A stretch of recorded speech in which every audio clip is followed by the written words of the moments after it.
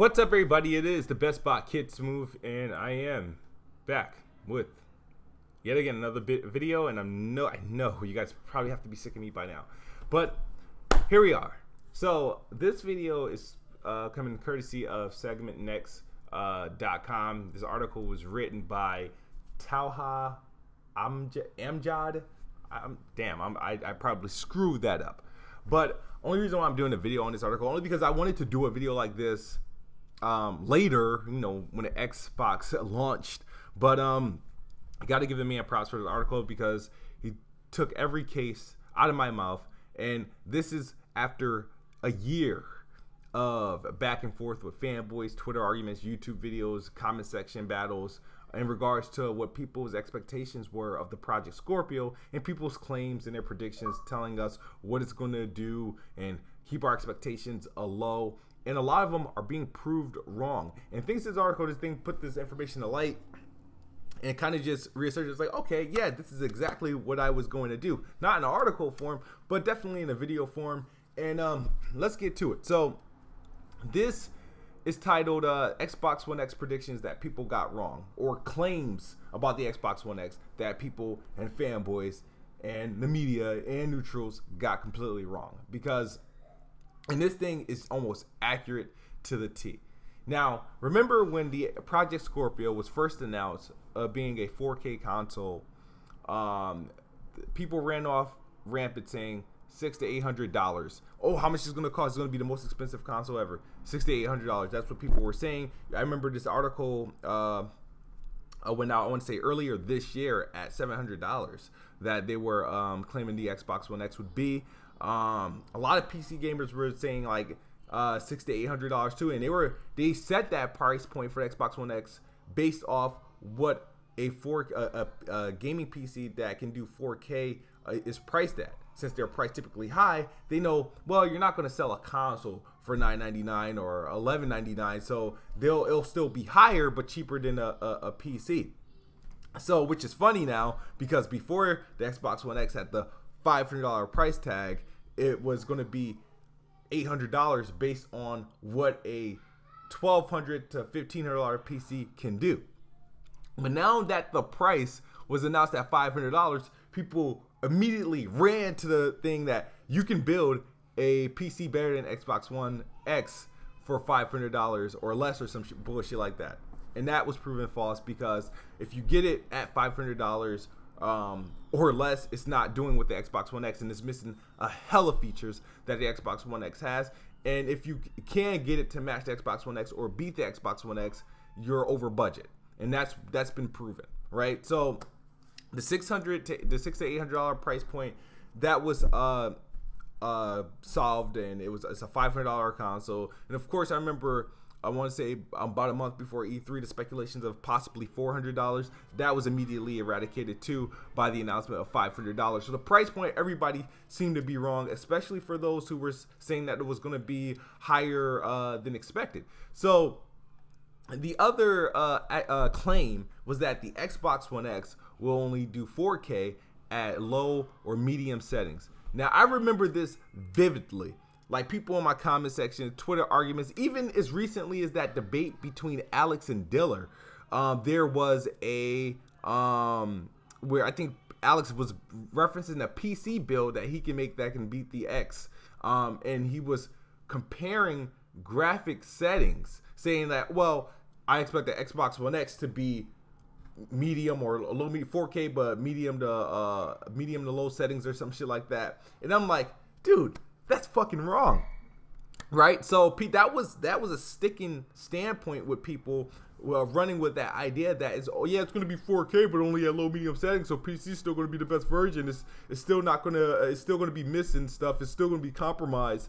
That was the running a joke of what they were saying. And now we have Forza 7 4K 60 high ultra settings. You got Gears of War 4 high ultra settings. You got Halo 5, which is definitely 4K 60. The settings point we got to see, because we haven't seen Halo 5. I guess the closest thing to Halo 5 on PC is their Forge mode. So we'll see what's happening with that. There's been a lot of games, a lot of developers. Every time they say that they're enhancing their Xbox One X, they've been referencing the PC high settings or high res textures that's only available on PC. And then hell, Shadow of War requires 8 gigabytes of RAM, which the Xbox One X has, PS4 Pro don't, and that's why it's able to have its high res texture pack for the game. So much for that low medium settings claim. That's actually been proving false as well. So Xbox One X won't run games at 4K 60. And then I introduced to you guys Forza Motorsport 7. Xbox One X has lists of games that are running at 60 frames per second, with starting with Forza Motorsport 7, Halo 5, Battlefront, Call of Duty, Outlast 2, which was just recently announced.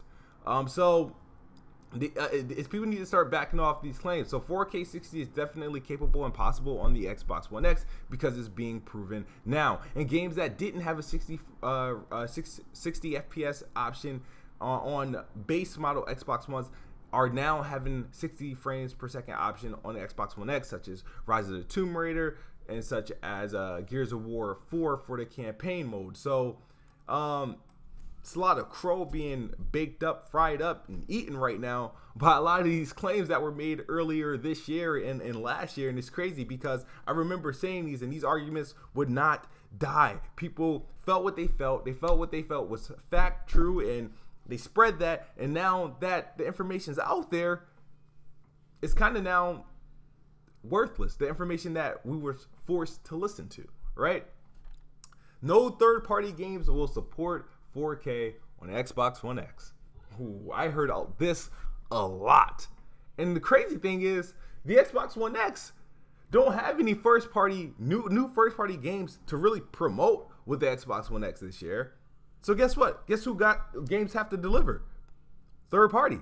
And that's what they're doing. Assassin's Creed Origins, Shadow of War, Star Wars Battlefront, Call of Duty, soon Destiny 2, NBA 2K, NBA Live, Witcher 3. Like, there's almost all, if you look at this list of supported games, majority of the games supported are third-party games. So that was a myth that people believe that.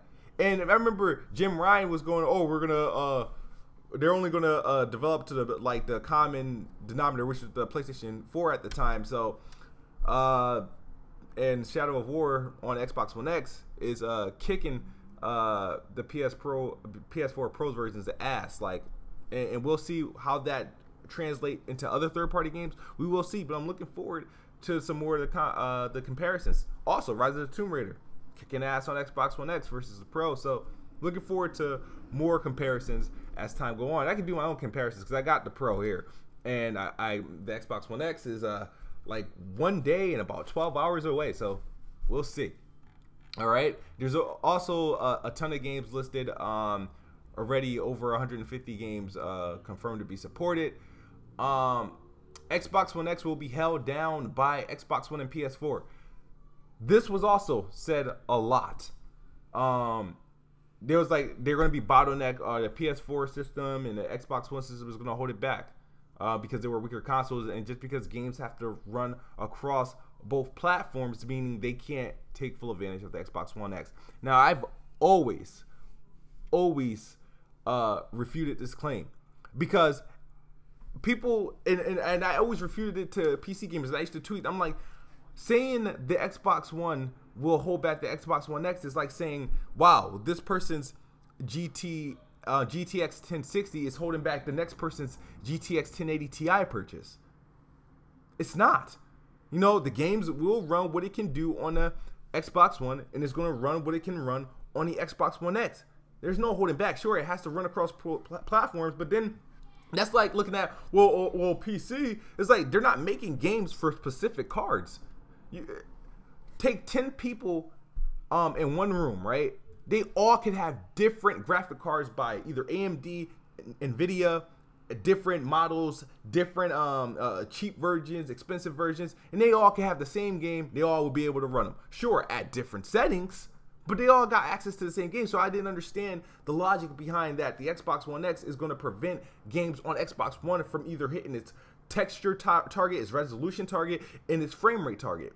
And that was obviously false. Again, as we're seeing games that were like 30 frames per second on the Xbox One, now having a 60 frames per second option on the Xbox One X, or running completely 60 frames or at a locked resolution versus like a dynamic, etc., right? 6 teraflops is not enough for 4K. This is now people, this was a right and wrong answer. 6 teraflops is not enough for 4K for a PC. It's absolutely enough for a console. People forget that PCs aren't just made for gaming. People forget that PC has so much different variations of what you need to do or what it needs to do. So a developer can't just optimize based around a particular PC build. It's just not happening. But when you throw it on console in there, everybody's console is doing the same damn thing, Xbox One X wise, so you can build around the configurations of that console, taking advantage of whatever it has to offer, because it has no other job to do other than the other jobs is on on Microsoft to do as far as OS, and that's why they reserve space and shit for like the OS and themes and crap like that. But once the developers see the dev kit for the X, it's game time. That's all dedicated to the dev. You can't do that with each and everybody's gaming rig. Sure, that's why you have recommended settings and require settings and stuff for systems, for games to play on systems and whatnot. But so for when people say 6 teraflops isn't enough, they were wrong, but they were right. Sure, it may not be enough for your PC. Definitely enough for a home console. So, oh yeah, and of course, a $500 PC can kill the Xbox One X. That's been proven time again. Shout out to Coast Eastwood, Diller, PC Magazine, or PC, whatever one that did the bit. People tried this plenty of times. No one has been able to do it. What happens is, as soon as that thing goes $5 over $500, it doesn't count. It doesn't freaking count. You know what I mean? I'm not even including taxes. If it's $5 over $500, I'm not counting it. People were trying to make PC builds. They were like, you know what? Well, since PC gamers don't need a Ultra HD drive, we're not gonna put one in. But the Xbox One X has it. So it's like, but we don't need to use it. But it's there. It ain't like we had the option to remove the Blu-ray drive. Otherwise, if you took that UHD drive out of the Xbox One X, it'll be a cheaper console.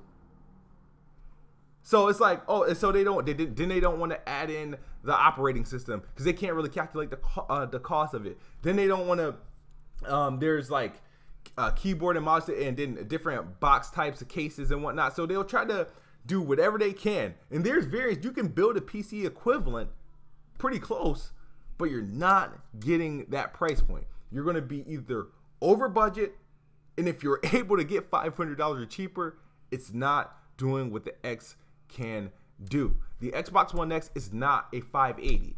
It is not. The Xbox One X, run Xbox One X on run Forza 7 on the Xbox One X and then run it on a 1060. Tell me if you're getting the same performance. You're not. Xbox is the best box, and I am the best bot. Peace, guys. You guys have a wonderful weekend, and I will see you guys probably tomorrow, because I am just going to keep video dumping until I get my X, because I'm getting bored now. I just want to play. Once the X here, I'll shut up and I'll just play my video games. All right, peace.